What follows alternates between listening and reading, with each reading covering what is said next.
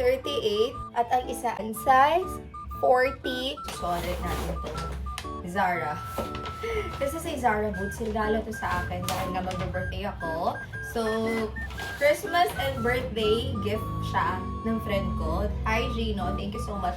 So, ang nangyari kasi, I am size 37, tapos yung nakita ko 38. Wala na kasing ibang stocks. 2 pair na lang natitira. Sabi ko, okay na ako sa 38. Kasi nakita ko kahapon lang. Look at this one. Ang isa, kita nyo ba? Ang isa ay size 30. Hindi ko alam kung kita nyo. Oh my God. At ang isa ay size 40. So, ano to? Isang pa ako, 38. Pag sinuot ko, hindi mo talaga siya masyadong maramdaman yung difference.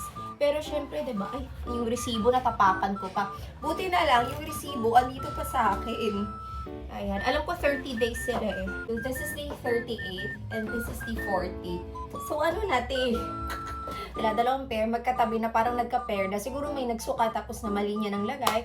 So, nung nilagay ko, ay nung tinignan ko, ay 38, 37 ako. So, natanong ko, Miss, meron ba bang ibang size? Sabi, wala na daw, as display na daw. So, ayun, yung isang boots yung tinignan ko, sabi ko, sige, okay na ako sa 38. Hindi ko tinignan yung right side na 40 pala. Alam ko naman nagpapalit sila 30 days after mong ma-purchase yung item as long as hindi dun pa yung tag. Dito pa naman yung tag. Ayan yung tag. And then, receipt. Ang worry ko lang is what if may nakabili na nung pair at hindi niya rin napansin na ganun yung size. So, sana wala pa. Kasi wala nang ibang stocks.